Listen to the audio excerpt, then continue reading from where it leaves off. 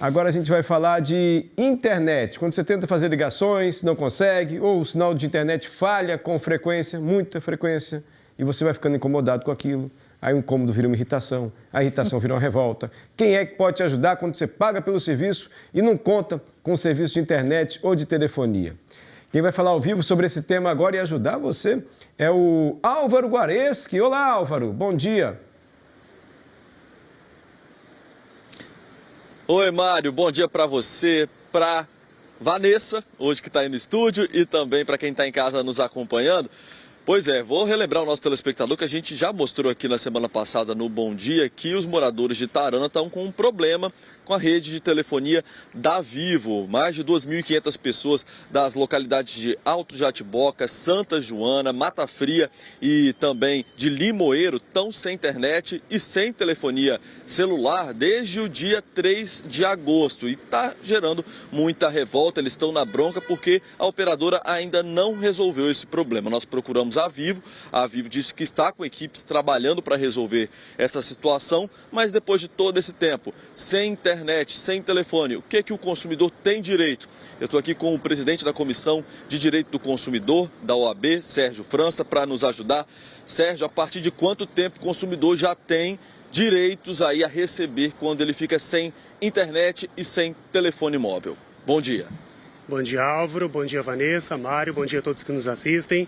Nesse caso, nós temos aí uma falha na prestação do serviço, que é uma falha decorrente da interrupção imotivada desse serviço. E nós sabemos que o serviço de telecomunicações hoje em dia, além de ser um serviço essencial, ele tem que ser contínuo, porque ele é um serviço público prestado por uma empresa privada, né? E esse serviço hoje em dia ele não é somente utilizado para questões pessoais, mas também para questões empresariais, profissionais, pessoas empreendem ali utilizando, né, a transmissão de dados. Então, nesses casos de interrupção indevida desse serviço, o consumidor tem ali para si uma série de regras e princípios do Código de Defesa do Consumidor que acaba ali protegendo esses usuários. Então, esse serviço tendo que ser ininterrupto, tendo que ser contínuo, existindo aí essa falha na prestação do serviço, já gera para esse consumidor lesado o dever de indenizar por parte da operadora. Agora vamos falar então na prática como é que funciona essa indenização. Tem aquele desconto que tem que ter na fatura, determinado tempo, mas se a pessoa tiver perdas, prejuízo por causa dessa falta de telefonia e de internet, ela também pode entrar com danos morais. Como que faz isso? Exatamente. A resolução da Anatel prevê que essas interrupções indevidas do serviço, elas têm que ser acompanhadas na fatura subsequente de um desconto proporcional, né? Então, assim, passando de 30 minutos, tem que ter um desconto proporcional na fatura subsequente. Se essa interrupção indevida for superior a 4 horas, por exemplo, ele tem que ter ali descontado um dia inteiro de serviço na fatura. E, infelizmente, muitas vezes a gente sabe que isso não acontece na prática. Mas também o consumidor pode ter sofrido outros danos em razão dessa suspensão, essa interrupção indevida, como, por exemplo, danos financeiros, patrimoniais ou mesmo danos morais ali, em razão de aborrecimentos, transtornos, por não poder falar ali com sua família, se comunicar de forma geral. Então, esses prejuízos financeiros e também morais, eles podem ser perquiridos na justiça, né, num juizado especial civil, por exemplo, e o consumidor, para isso, ele precisa ali reunir a prova mínima que for possível, dar print ali das telas do celular, comprovando ali a ausência total do sinal ou oscilação do sinal, tentativas de chamadas que porventura foram efetuadas ali e o consumidor não conseguiu, todas as provas que ele puder, anotar as reclamações que foram feitas na central de atendimento, né, da operadora, protocolo, data, nome do atendente, por exemplo, junta tudo isso e ele pode procurar uma indenização por danos materiais ou morais. E aí, nesse caso, chega com essas provas, então, direto no PROCON ou já vai com o advogado nas pequenas causas? O consumidor pode procurar tanto um órgão de defesa do consumidor do seu município, né, os chamados PROCONs, para poder apresentar essa reclamação, ou mesmo se ele teve algum dano material ou algum dano moral, ele pode procurar direto um juizado especial, a justiça em geral, né? A gente fala juizado especial civil porque nas causas de até 20 salários mínimos o consumidor não precisa da assistência de advogado. Entre 20 e 40 salários mínimos precisa necessariamente da assistência do advogado de acordo com a Lei 9.099. Agora, procurando a justiça, a gente sempre orienta o consumidor a procurar um advogado de sua confiança, levar toda essa documentação, comprovante de residência também, para comprovar que ele reside, que ele utiliza esse serviço naquela região e um comprovante de identificação.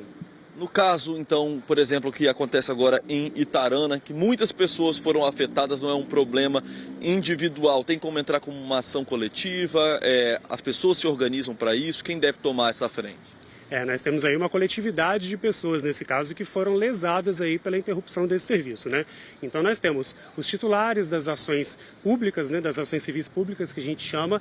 No caso do município, a própria Procuradoria do município, ela entrou com ação civil pública para poder representar os interesses dessa coletividade do município e dos distritos ali do entorno, mas nós temos outros atores também, como o Ministério Público, órgãos de defesa do consumidor, que também podem propor essas ações civis públicas, que são instrumentos específicos para tutelar esses direitos e garantir a proteção dos direitos dos consumidores. Nesse caso que está acontecendo agora é uma falha massiva, está todo mundo sem sinal, mas quando fica aquele sinal intermitente, vai e volta, quando a taxa de internet ela é reduzida, o consumidor também tem direitos nesses casos? Certamente. Também é caracterizada a falha na prestação do serviço. Por quê? Esse serviço ele tem que ser ininterrupto, mas também de qualidade. Ele tem que ser prestado de acordo com o Código de Defesa do Consumidor.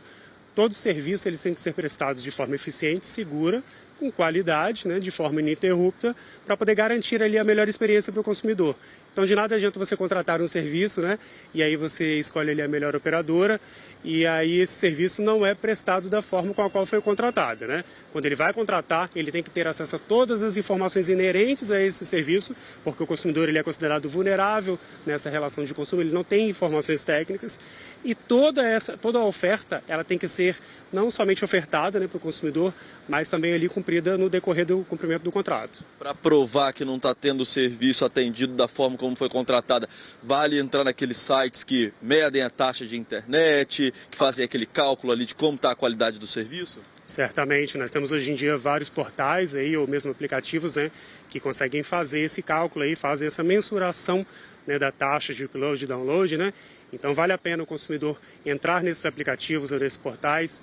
Faça sempre que tiver ali suspeitando de uma entrega de dados menor, uma velocidade menor com a qual foi contratada, entra ali, gera relatórios também, ou mesmo dá prints ali dessas telas, para poder fazer essa reclamação junto à operadora, entre em contato com o SAC, faça a reclamação, anote o protocolo, data e horário, e aí, se não for o caso, se não for resolvido, entrar na justiça. Eu tenho dados aqui do PROCON de Vitória, com dados de janeiro até agora, mostra que, por exemplo, a internet móvel tem uma reclamação de 157 reclamações registradas até agora, de internet fixa, 665, então tem uma diferença bem grande. E as operadoras têm dito que esses problemas têm acontecido por causa do furto de fios.